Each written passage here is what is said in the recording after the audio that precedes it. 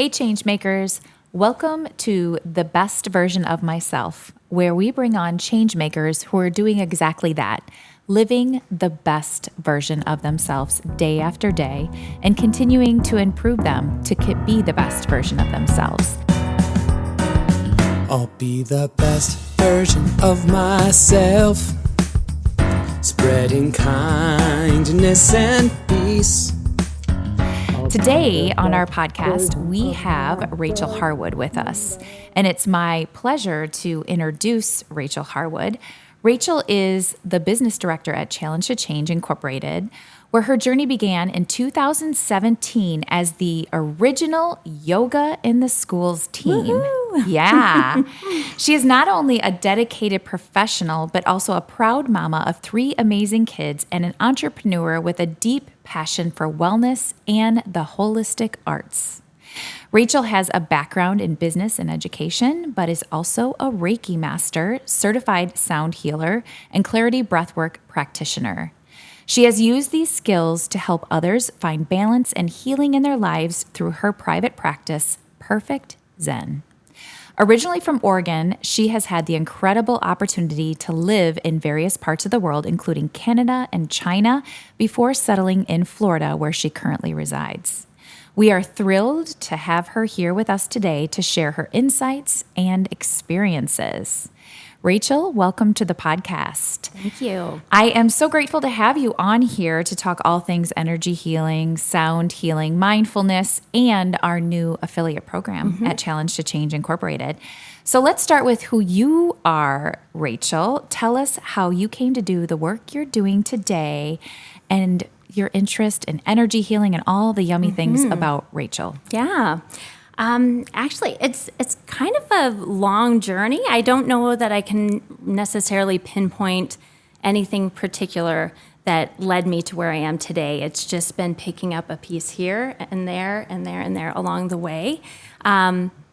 It's really just been overall an interest in learning and exploring things greater than myself. But if I was to say it was triggered by one thing, it would have been the passing of my grandmother, which was... That's a good story. Tell that story, because that's the beginning of Rachel. It is the beginning in a lot of ways. Yeah, I had a tough upbringing. My parents were both divorced and remarried, and I heard someone once say that every child deserves to have someone that lights up when they walk into the room. Yeah. And that was who my grandmother was for me. And this is my mom's mom. I don't know if I could have made it without her, to be honest. She was just the most loving, kind, amazing woman. She was the person that I needed as a kid. And she meant everything to me. I moved to college, University of Oregon, and my grandmother lived 45 minutes away. She had given me her car because at the time she was pretty sick with cancer. Okay. And she had given me her car to help me out. And I would drive every single weekend my first year of college to spend time with my grandmother because she just meant that much to me. I didn't want to do anything else. So she ended up passing just days before my final exams. Was it like St. Patrick's Day? She passed away the morning of St. Patrick's Day. Yeah. And oh my gosh, that was devastating for me. I had not quite yet turned 19. But it was big. It was big. I didn't know how I was going to take my exams. I didn't know what to do.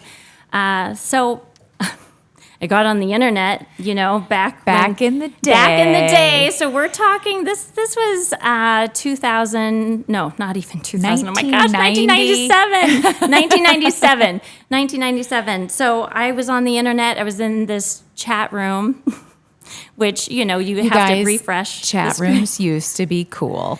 They did. Yeah. It was like the TikTok back then. It was. It was. Yeah. Like, how cool was it that you could connect with people in other parts of the world and you were just hoping that they were who they said they were. Yeah. I was on this chat room, and that was just kind of my way to just deal with my grief in that moment because I was away at college and I felt really alone and didn't have my sister, whom was my best friend, to be there with me. Carmen, yes.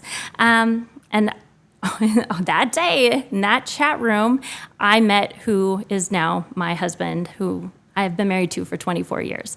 I truly believed that my grandmother would not have left without putting someone else in my life to be there for me. Yeah. And and his name is Christopher. He was living in Canada, Ontario. I was in Oregon at the time. We're both college students, very impractical for us at that point. And considering, again, the internet the way it was, I mean, we would film ourselves on VHS tapes and Oh my gosh, send them. you've never told me that. Yeah. I love that. Oh, we did all the Yeah. things. Yeah. My first phone bill to Canada was $340. I was mortified. And that's back in the day, to our young listeners, when you had to pay by phone call, Right. not just by cell phone bill, No. like by phone call. You had to Yeah. ask your parents to call someone that was long distance. Did you even- ever have to highlight the bill, Oh, of yeah. your parents, Oh, and yeah. then add it up? Oh, yeah. I Yeah. remember doing that. I got caught making prank calls that way too, because it shows up on the phone bill. I know. Shoot, Rachel. I know. I had my phone taken away. But yeah, I mean, it is a long, that whole thing. I mean, there are so many pieces to that story, from losing my grandmother, meeting my husband, and how everything just fell into place. So that was like your first experience with like the universe having your back, you felt. Exactly. Right? Yeah. And that led you to be like, oh, what else is out there that may be supporting me energetically? Exactly. It was also a time where, I desperately wanted to connect with my grandmother. At that point, I had established at a young age that we do exist beyond our death. That's fascinating as a young person back in the 90s, Yeah. 80s, to Yeah. have felt that way. Yeah. Yeah. Well, and I think it was really to do with my fascination that ghosts exist, because I believed that they did. And if I believed that, then I believed that there was something more. Yeah. How could that be possible if we're just gone when we pass away? Yeah. Energy And- exists beyond our physical form. Right. Yeah. And I was just, I didn't want to hear a fake ghost story. I wanted the real ones. Yeah? I would seek them out. No like campfire stories. for Not to you? be scared. Yeah. It did scare me. I didn't ever want to see a ghost, but I needed to know that they did exist because it just meant there's something bigger. And so when my grandmother passed away, I didn't even question it. I knew that she was here somewhere, somehow, and I knew that I could talk to her. I knew that she could hear me if I just took that time to acknowledge that. And so I did. And I started to get signs all over the place. And I didn't even think about asking for them. I don't even think I knew at the time. Like, you'd maybe heard about people finding pennies, but that was probably the only association I had ever known of people getting Right. signs from loved ones.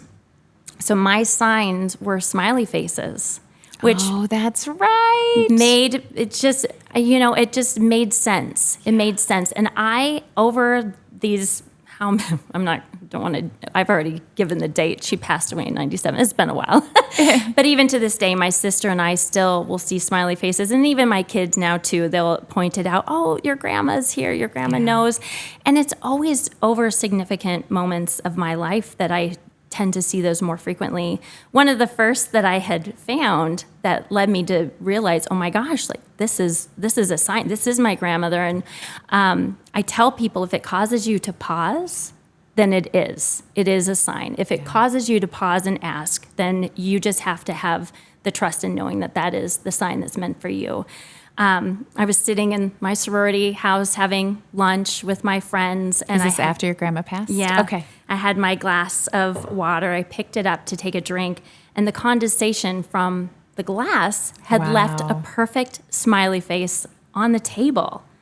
And I Yeah. thought, it's one thing to see it on a sticker or a shirt or a balloon, things Right. like that. But we find them when I cut open a pepper, and the most crazy formation inside the pepper will make a smiley face, or just weird, random ways. I wonder, because you're talking about her right now and your awareness is heightened, if you'll see something today. You know what I mean? Because Yeah. they're always around us. They are. We're just not always aware enough to look and see Exactly. and you know, acknowledge. And you can ask for signs. I know I used to ask for signs from her often.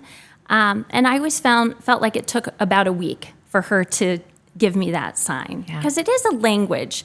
You have to learn how to communicate with those who have passed just as they need to learn how to get your attention. Yeah. Because there is that desire on both sides. But you have to believe, first of all, and then you just have to trust that it's going to come. And then you just kind of sit back and wait and see. So, yeah, St. Patrick's Day, because of that, has been very significant. It was the day I met my husband. It's been a very significant time for us. 4-leaf clovers. My son finds 4-leaf clovers. He found one yesterday. Oh, no way. In my backyard? No, he was at a park, but I mean, he looks down. I've never found one in my Oh, I love life. And that. I don't know, I mean, dozens he's found. It's just the craziest thing. So we've had this significance around St. Patrick's Day come through for us and 4-leaf clovers. And for me lately, I am seeing double sevens like you wouldn't believe.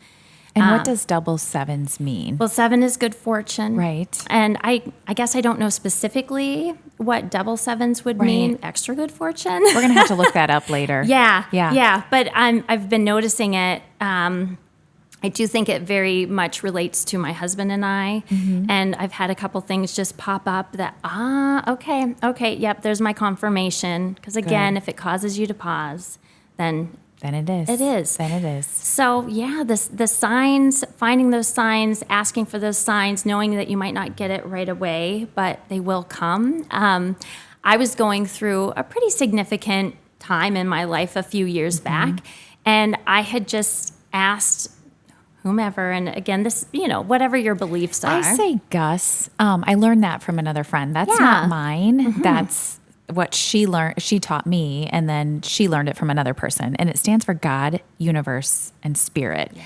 So in my yoga classes, I have them when they're in pigeon pose, always look up and acknowledge Gus, God, universe, spirit, whatever it may be for you. So whatever it was for you, gave it to you. Exactly. And that's what I tell everyone too. I'm not going to tell you what you should or shouldn't believe, because if it feels right for you, that's right for you. So I had asked, for me, it was just God, asking God, give me a sign so that I know that this is the right path. And I thought, I'm just going to ask for something specific. Just going to try it out. And so I asked for a marble. Now, usually I don't ask for anything specific, but I thought, I'm going to try it this time. So I asked for a marble, and I thought, okay, now I just need to sit back and see what comes. And this was maybe a week later. I hadn't gotten my marble, and I thought, okay, I need to. Week seems to be your timeline when you get your messages. It is. Yeah. It is. And I happened to be teaching yoga in the schools, and I was leaving one of our elementary schools after having taught with our team. And I'm walking out of the school, going into the parking lot, and in the gutter is a marble. No way. And not only was it a marble, but it had the green fleck in the middle, which again goes back to St. Patrick's Day and, green and clovers and St. Patrick's Day. So I just thought, there's my sign. Grandma. Exactly. Things like that come up for me. 36 cents is significant for me. So a dime, a penny, and a quarter. So after Kyle's passing, he started to leave that for his best friend, who was his best man. And then he told it to me. And then all of a sudden I was seeing it all the time. And really significant times, I see 36 cents.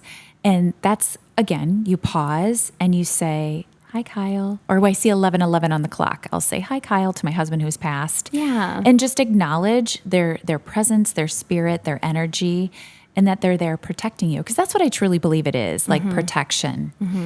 So you, with this husband that you have married on after St. Patrick's Day, how many years later, you came forward and had 3 beautiful children. Yeah. And it's Charlotte, Wesley, and Tatum. And they're all grown too. I mean, it's sad. I'm there with you. I have a 20-year-old and 2 18-year-olds and then a bonus who's 27. It's like, okay, what's my purpose now? But you had these beautiful babies, and then you started in on your wellness journey, your seeking. So what was like that first pathway for you? Was it like Reiki, the training, or what was that for you? Yeah.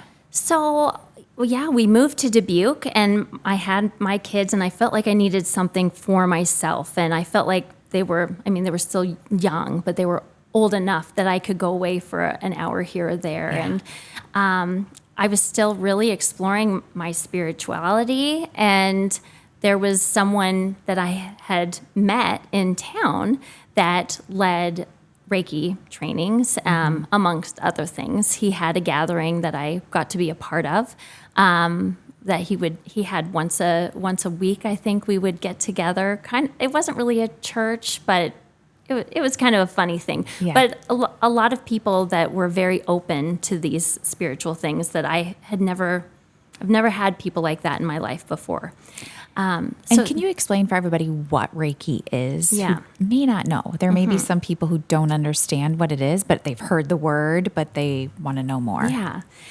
So I wanted to explore my spirituality more, and he said, well, I'm teaching a Reiki class, and this will be a great way to kind of open you up more. And I'm thinking, okay, yeah, that sounds good. I'm like, I have no idea what this is. But sure, I mean, if that's what it's going to do for me, then I'm game. And so I took this training, and I got a little glimpse of it. I felt like there was so much more out there, so much more I didn't understand, but it really did help open the door for me. So Reiki is a form of healing, a form of energy healing. The idea is that you are connecting with something greater than yourself. So again, you can connect with your Gus, whatever that is. Right.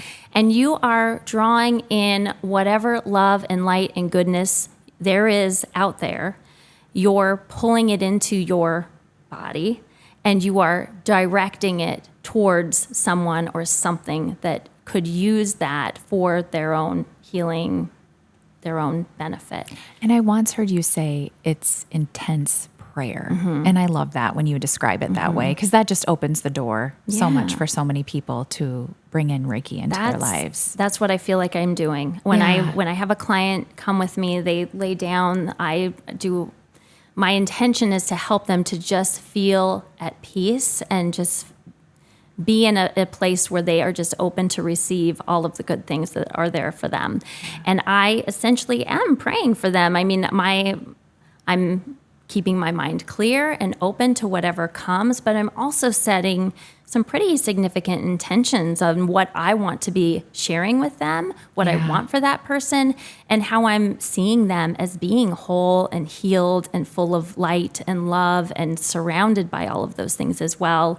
Holding the intention that, whatever they might be going through, that they're struggling with physically, mentally, emotionally, that is able to wash through them. Yeah. And so that they can leave and feel more at ease and feel a greater sense of balance. And I haven't been let down. I don't think out of hundreds of people that I've seen, I've never had someone get up and say, okay, well, that was silly. Everyone gets up, and I mean, you even look different when you get off the table. Yeah. And I took my Reiki training from you, level 1 and level 2. And I love how you shared that it's nothing that you ever have to do as a business. It's something you can simply do for self and for people that you love, and for people that you might not like very much. You can Reiki them too. Yeah. But it's just a good practice, a great practice to have in your life as a human being. Right. Yeah. Yeah. I use it even if I always use the example if I'm at the grocery store and, you can tell maybe the clerk doesn't look like they're having the best day, or, maybe they're having a bit of an altercation with someone, or, I always take that pause to just see them surrounded with love and light.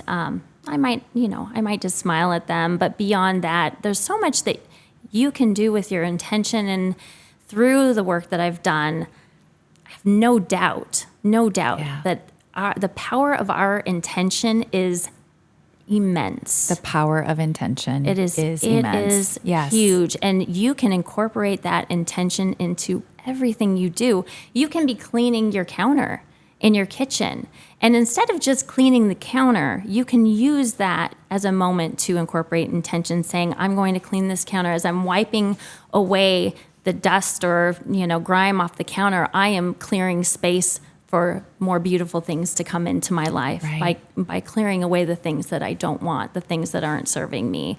I love that visualization. Yeah, adding that little intention. You can do it in so many ways throughout your day. And so, that's just the tiniest little thing that I love that. Yeah. I love that visualization because, there are times that I find myself getting stuck in negative thinking. And I know what you think you become. Like what you put out there, it's the law of attraction comes back to you. Yeah. So I love that visualization, even in just cleaning the counter. I'm going to take that, Rachel, and I'm going to use that. You're welcome. Well, I've got a really great story for you on that. And I think you might already know it. I want to hear it again. Because we were like new friends at the time that Yes. this happened. I love our story of how we met, but that would take a while to tell. Yeah. But we just became friends a while ago through first met through the energy of our children, but then through a book group where we only read one book. I didn't even read it. I know, but that's okay. Well, it just became a friend group. Yeah. But anyway, tell the story. Yeah. So at the time, again, my youngest was a baby. She was like maybe 1, and it was winter time, and I would take my other 2 children to school, and I would go to the mall, and I'd go mall walking with all the other people at the mall before it opened up. And so I had the jogging stroller, and I went by myself, intentionally so that I could have that time for myself because my baby at the time, she would just nap, that was her nap time and my time to get some exercise, some movement in. And so I thought, you know what, I'm going to try this out. I wanted to be able to be home with my kids, which I was. I was a stay-at-home mom, but I wanted to be able to contribute in some way. And I thought, man, I've got a business degree. I've got an education degree. I'm very creative. I thought there's got to be something I can do that uses these skills that I have is something I can incorporate into my time with still being home with my kids. That's not going to really take away from that will bring in some extra money for my family. I'm like, I'm a smart person. I know I've got to be able to come up with something. And so I had no clue what that would be. And we were new to the area at the time. I didn't know very many people either. So I thought, okay, I'm gonna see what I can do with this power of manifestation, law of attraction. So as I'm going around the mall, in my mind, was just speaking the things as if this had already come to me. Yeah. And I would just go on and on and on and just let it go. So as an example, I'm like, I can't believe, why didn't I think of this sooner? This is perfect. I get to be home with my kids. Look at all this money that's coming in. I love that. It's fun. I'm able to use my creativity, and I can't believe I didn't think of this sooner. And look at all the people that are benefiting from what I'm doing. It's perfect. My husband's so proud of me. And I just kept saying these things in my head. Now, not only was I saying those things, but I tried to embody what it would feel like if that were true. What would it feel like if those things that I was speaking were true? And so that's all I did. While I'm walking around the mall, I'm playing this movement, meditation, manifestation. in my head. And one day while I was walking around the mall, I had this idea pop into my head. And the idea was to create essentially a summer homeschool program for stay-at-home parents that could be used by, any type of caregiver, really. Right. But they were educational but fun activities that covered a broad range of ages because, a stay-at-home mom is going to have the baby and she's going to have the 5-year-old, she's going to have the 7-year-old. So it's got to be something that can engage all of the kids. It's got to be easy to set up. It's got to take minimal supplies and preparation. And be something that she can maybe have the kids working on while she's doing the dishes. Right. All these things that, I thought, okay, yeah, I can do this. And so I created a 12-week summer program, exactly that, with all of these activities that includes all of the different, subjects, from reading to writing to math to science, social studies, all of those things incorporated, quick, easy, little cards. You just print them out, they're there. And so I worked on that for the next year. And I'm still selling it today. And I created this, Tate's 17. I created it when she was like 1 year old. That's wild. And that all happened through the power of manifestation. Yes. I just had that idea just popped in my head. And it was everything that I was asking for it to be. Yeah. Yeah. That's a beautiful story. Yeah. I had heard that story before, but not the part from the mall walking. So Oh, it's just like movement, meditation, Yeah. manifestation, three Yes. powerful modalities Yeah. right there. Okay. So Reiki training, you are also a certified sound healer and clarity breath work. So tell us a little bit about the sound healing, because you have gotten me into the sound healing Yeah. gig, because it's been a really powerful practice for me. Like as I navigated my cancer journey, I found like vibration and sound and music alone were wonderful for like my heart rate variability and my own health and my stress levels and sleeping good at night. And it's all from having experiences with you. And so I'm finishing up my level 2, which I'm super excited about. And we've done a few sound healings together, and we're doing one again soon. But tell us a little bit about that, and all the listeners, for anybody who might be searching for something else that's another form of energy healing through sound and vibration.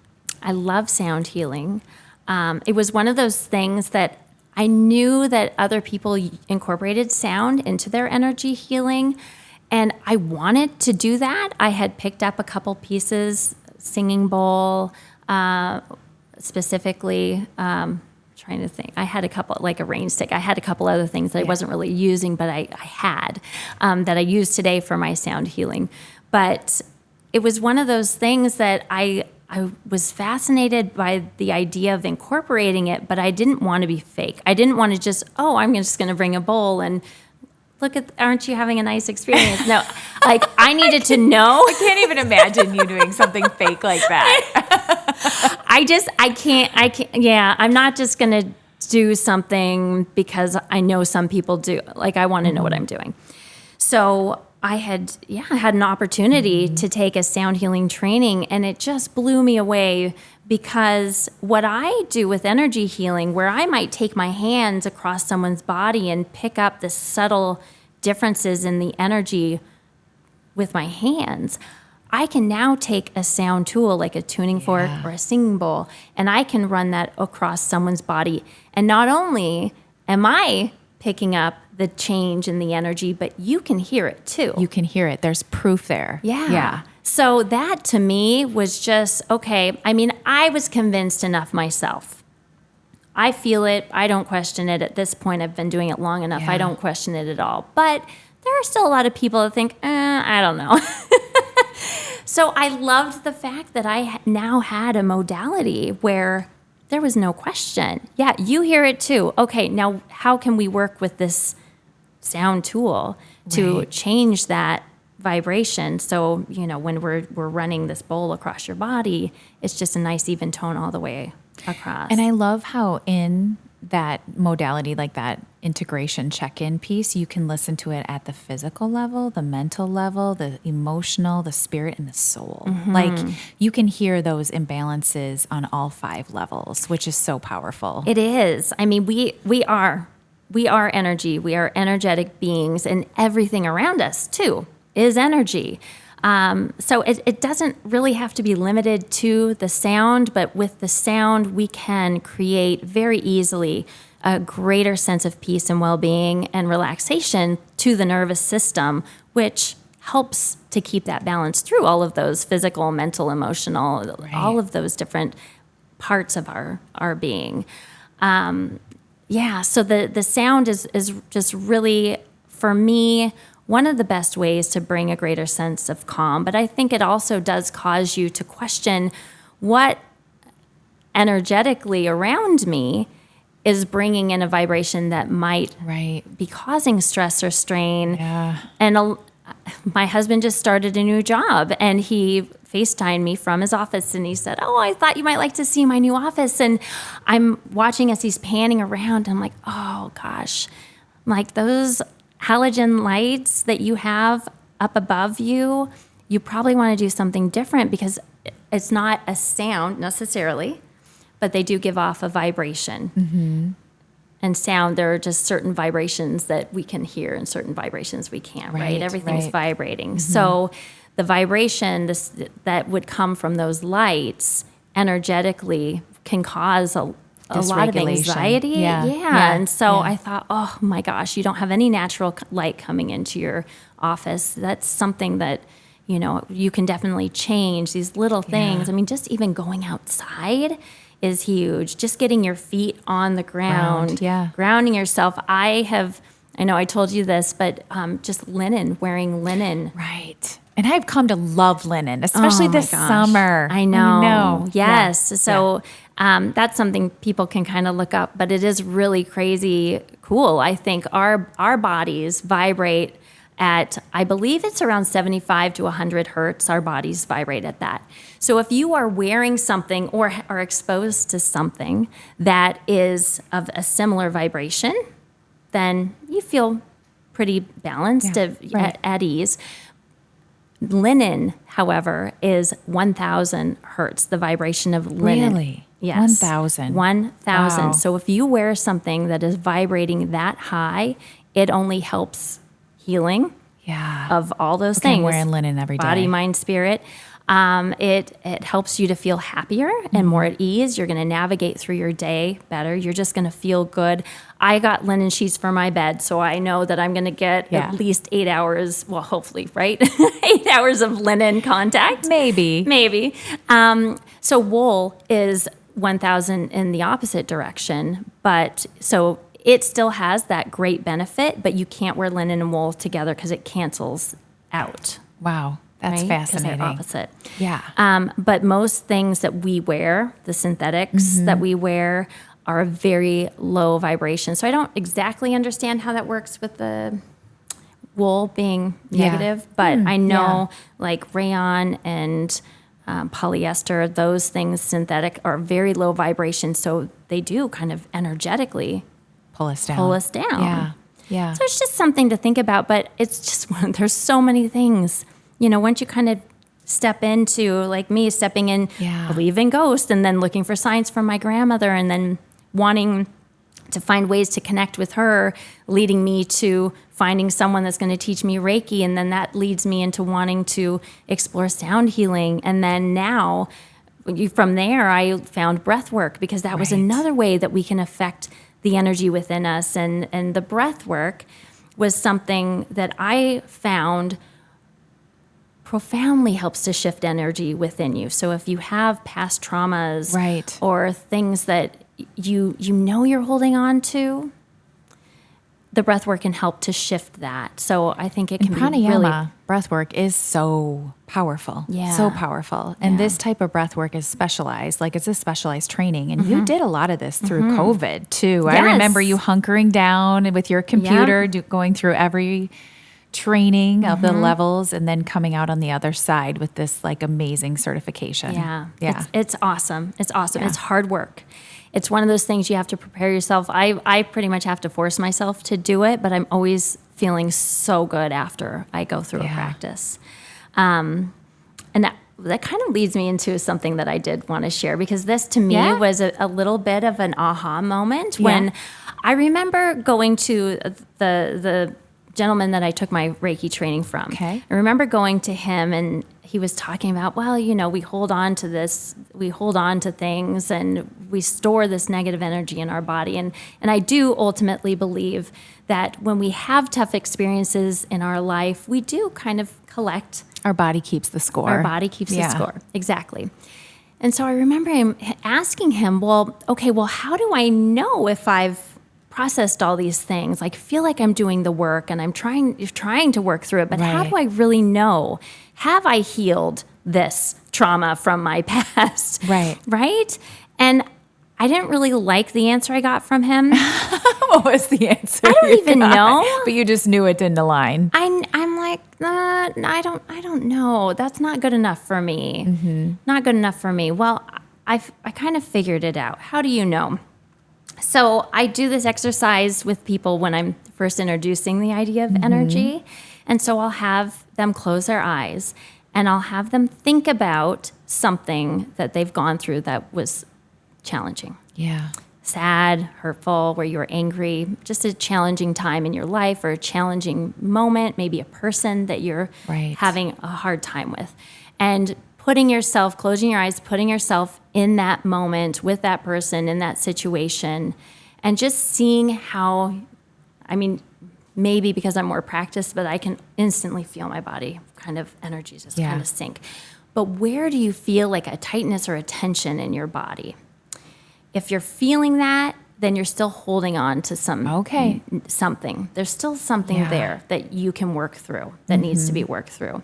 If you can think about this terrible, hard thing that you've gone through and you aren't feeling any of that tightness or tension, then you've processed it. It's now just a memory. It's not a sad event that you're holding on to. It's an unfortunate memory, perhaps. That you can look over your shoulder and acknowledge that happened for you. Exactly. Yeah. If you're retelling the story, if you're telling, this happened to me, and it brings you to tears, there's still stuff there. Yeah. And it doesn't mean that it's easy to work through all these things. And I've kind of struggled with that myself.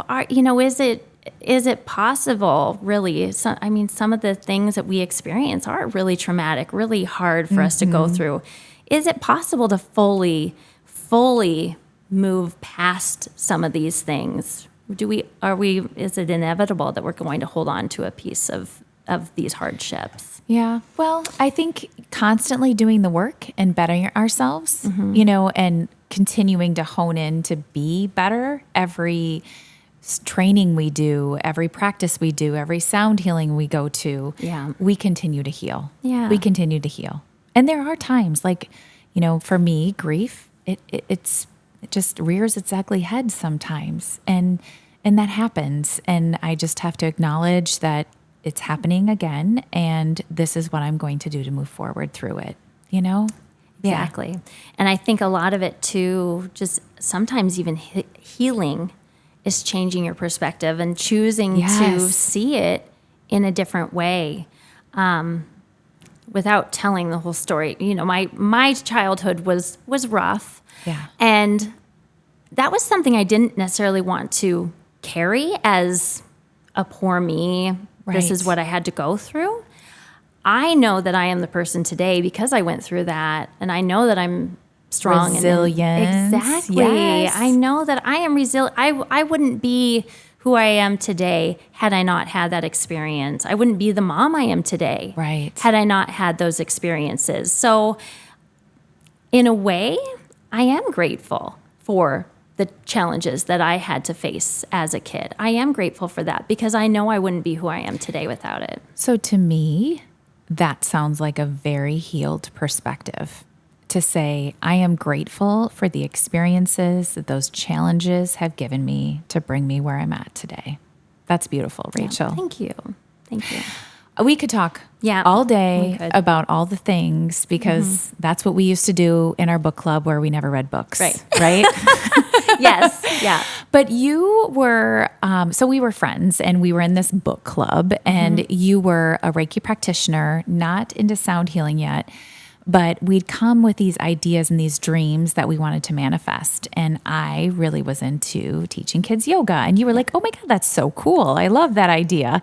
And then I came to you and said, I want to open a studio after I did my training. And you were like the most supportive friend where a lot of people would be like, well, where's your business plan? I'm like, no bank could approve this business plan. Come on. But it was, I'm going to do this and I'm going to use my own blood, sweat, and tears. And you were like, yeah, that's great. Let's do it. And then I'm like, I'm going to offer a training to teach people to do what I'm doing. Yeah, that's great. Let's do it. I'm going to teach for you and we're going to go into the schools. And so the fall of 2017, there were 4 of us. I call us the core 4. Yeah.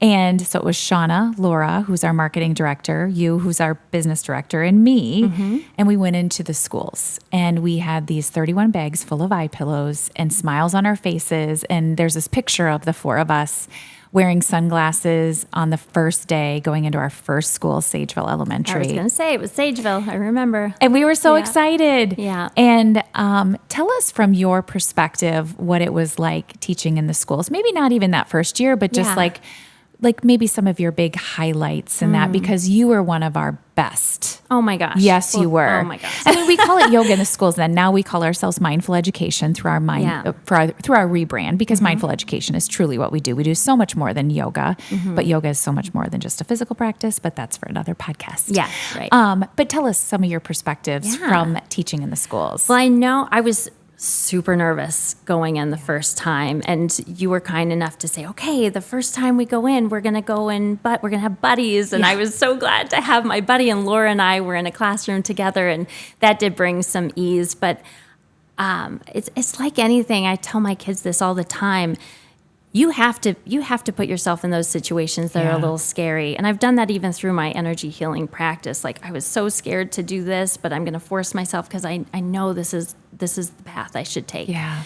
So you get through that fear, and then you realize, okay, it wasn't that bad. Okay, I got this. I'm good at this, actually. I'm really good at this. So that's kind of how that evolved for me. I went in really nervous, really scared, thinking, oh my gosh, can I do this? And, over time, it happened pretty quickly, but I felt really at ease. And it was just it felt so good to know that these kids that we were sharing with loved what we were offering them, and seeing them light up. Yeah. We'd come walking through the school in our blue shirts, and as soon as they'd see us, oh, we have yoga today. We have yoga today. It's the yoga ladies. Oh yeah. Yeah. So excited. I had filmed several of the videos. Oh, that's right. We did that on our cell phones back then. Right? Yeah. So some of the classrooms had received videos, or they would play them in the classroom, I guess, from time to time. And I walked into a classroom at Kennedy, and a little girl looked at me, and her eyes got huge, and her mouth dropped, and she's watching me walk into the first day that I'm teaching yoga in their classroom. And she says, I'm your biggest fan. She's like, you're real life? You're real life? You're here in real life? I'm like, yes. Oh my gosh. I didn't realize that they had been watching the videos, but it was just so funny how excited the kids would get, and just making those connections. I just think it's a beautiful thing knowing that these children are able to learn this at such a young age. Right. I would have loved to have that opportunity as a kid. I mean, I had to kind of figure things out on my own. Most of us did, Yeah. So we're hoping that it just gives them these tools in their tool belt to help them get to the places they need to with some really good tools. Right. So you taught quite a few years in the schools for us until you moved to Florida a couple years ago.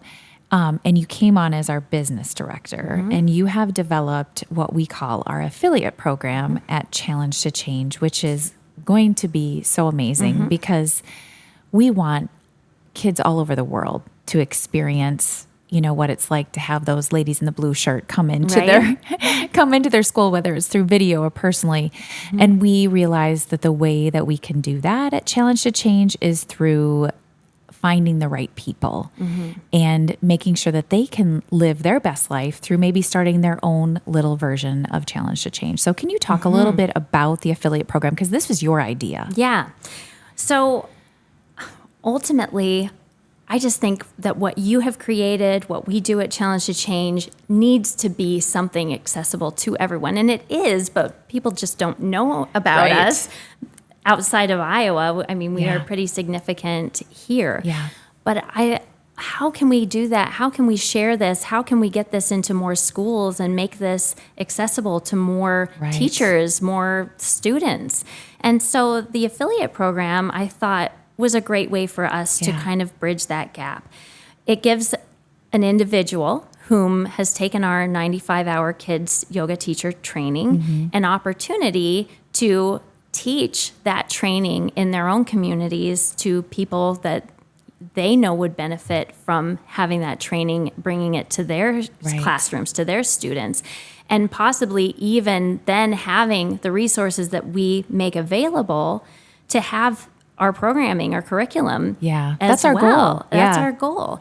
So it's a really, I think it's a great opportunity because you don't have to work for Challenge to Change. You can be, whether you're a school teacher, school counseling, a school counselor, or you happen to have your own yoga studio, or you just took our training and you moved to another place and you want to start establishing a program like we have in Iowa in your part of the world. Here's an opportunity for you to do that. We'll give you all of the tools. We will support you. We have an amazing program. We've got Right. amazing resources. So many resources. Yeah, and we have plans for it to continue to grow and expand. So it's just going to get better and better and better. Right. And so you can have that opportunity to have your own training and hopefully make some good money as well. Great money. Like, Right. I mean, the way that you figured it, I had to take a couple deep I breaths. know, But I it was know. good. It was good. And I'm thinking forward and more, maybe if we only had 3 or 4 licensed affiliates, Challenge to Change really doesn't make a whole lot of profit off of this. And that's okay. But my goal is that we're going to have thousands. Right. So, we look at it that way. We're not here to be greedy. We're doing the We're work. here. We're here to bring this to the world. And again, it's just going to get better. So Yeah. we're rolling it out very, And very soon. Rachel, as you brought that to me, I'm like, okay, Molly, what is your noble goal? I mean, your noble goal in life is raising happy, healthy, safe kids who make the world around them better than they found it, personally and professionally. And does this affiliate program align with that noble goal? 100% yes. 100% it does. And this is the way we can continue to raise happy, healthy, safe kids in the world who continue to make the world better is by giving them these mindful education tools, whether they're in Iowa under our little umbrella of Challenge to Change, or whether they're under Challenge to Change Texas, Challenge to Change Pennsylvania, Challenge to Change California. Exactly. So I love that you came up with this idea and you're continuing to make it thrive. Yeah, it's going to be amazing. Yeah. Yeah. So this leads to our core 4. Okay. Are you ready? The core 4 questions, probably kind of named after the core 4 teachers that went into the schools. Yeah. But number 1 is, what are your top 3 core values? So you've done a lot of work with this in our personal empowerment work. So you've had a little more experience. So these will roll off your tongue fast. But what are your top 3 core values? So family for me is a big one. And that's interesting because I've kind of looked back at the role I've played in my family my whole life. And I really have been the glue to keep everyone together. And we've not talked about this before, but my parents were divorced, and I was the oldest of 5 kids. But I would make sure that my dad was still connected to my siblings. Yeah. And then I met my husband, and his family is in all different places in Ontario, and I would make sure that his dad's side was connecting with the mom's side, and that we were all coming together to be that person for them. So family for me is really important. As I shared, my sister Carmen and I are best friends and super close. She lives in Oregon, so that's hard, but we are so connected. I mean, we literally have the same thoughts, and we'll finish each other's sentences. Yes. Yeah. And then especially my kids, pretty significant role in my life.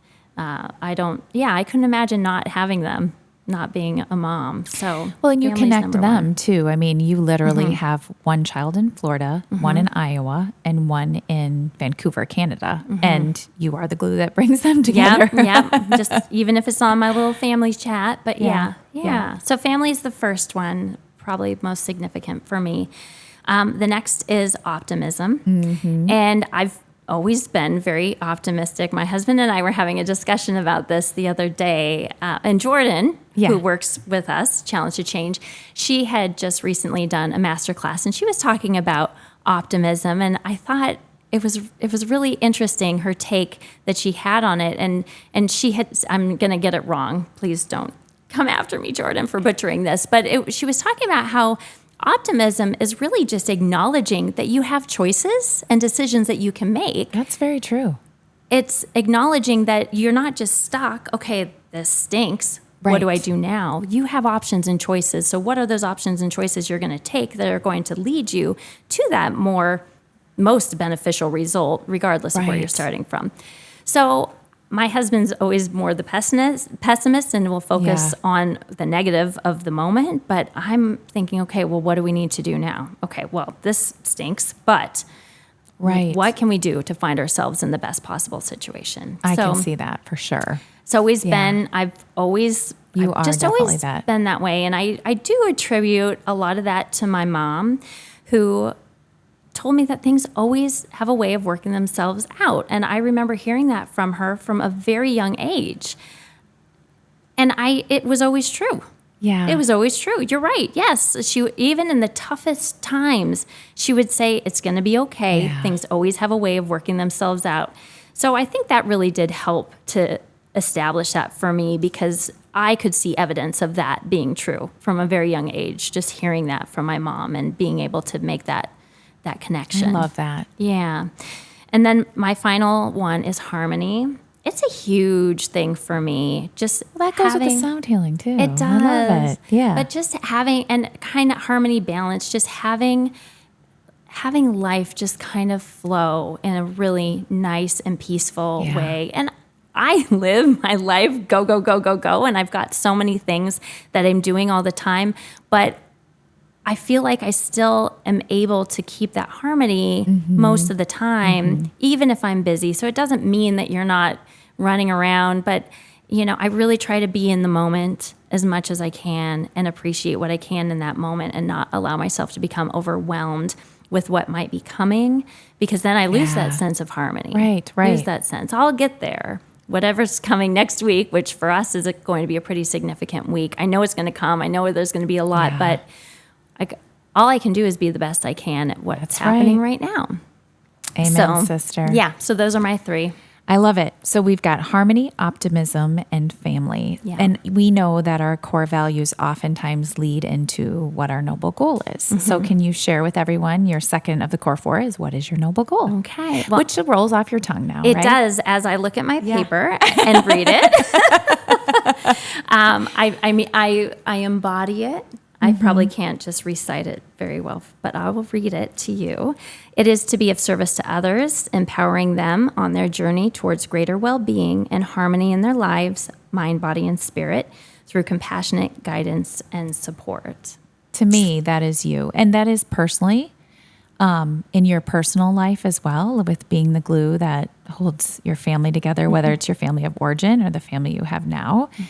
And also professionally too, you're really the glue at Challenge to Change too. I like being the glue. You do. But that is, and you definitely do live a life of service. So thanks for sharing your noble goal. Yeah, thank you. So the next question I have for you is, I may know the answer to this already, but our listeners don't. Who has been someone who has inspired you to be the best version of yourself?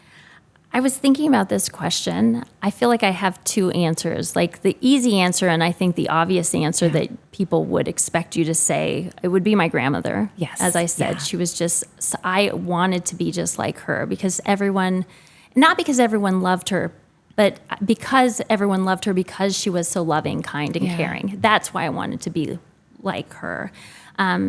So I would say her, I would say my kids, because I wanted to be the best mom I could for my kids. So in a way, they inspired me to be the best version of myself coming into my life.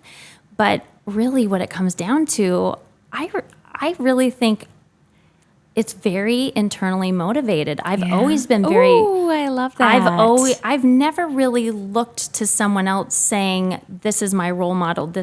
I've always wanted to find it within myself. Intrinsic motivation. Yeah. And no one has answered that question this way. I love that. It's interesting because I started from a young age. Again, as a kid, I didn't feel like I would get at home what I really needed to feel at ease with whom I was. And you don't really stand out when you're one of 5 kids. I mean, I was the oldest, but I also probably was treated a little more harshly than the others because of that.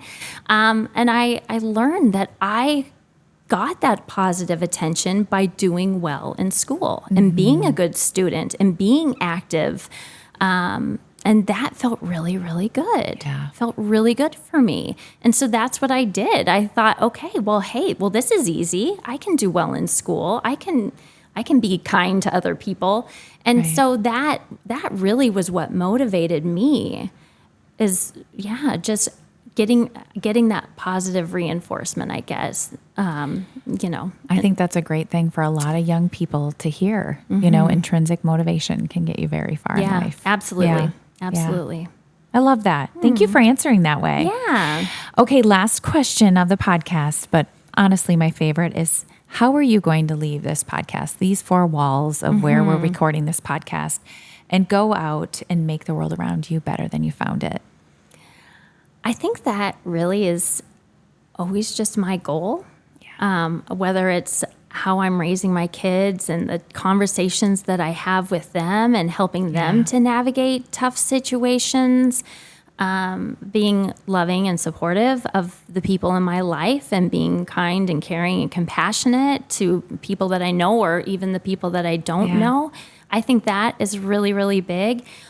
And honestly, Molly, I think just being a part of Challenge to Change and doing the work with you and helping to spread this mission in even a different way is really significant to me and really important to me. So I just feel... Oh my God, you're going to make me cry, Rachel. I just feel honored to be a part of it and know that what we have to share is important, and what we are sharing with people, whether they are using it for themselves or they're sharing it with the children in their lives, it's huge. It's huge. Yeah. So yeah, I don't know. I feel like that's just who we are. That's what we do at Challenge to Change. We are here to make the world a better place, and we have someone amazing leading us as we're doing that. Thank you, friend. I love you. I love you too. Thank you for talking all things energy. I mean, I honestly feel better after this conversation. Maybe we should have our podcast recorder, Mr. Ryan, come and put headphones on us to talk like this more often. I think we should do that for sure. Yeah, I love it. All right. Thanks, Rachel. Yeah, thank you for having me.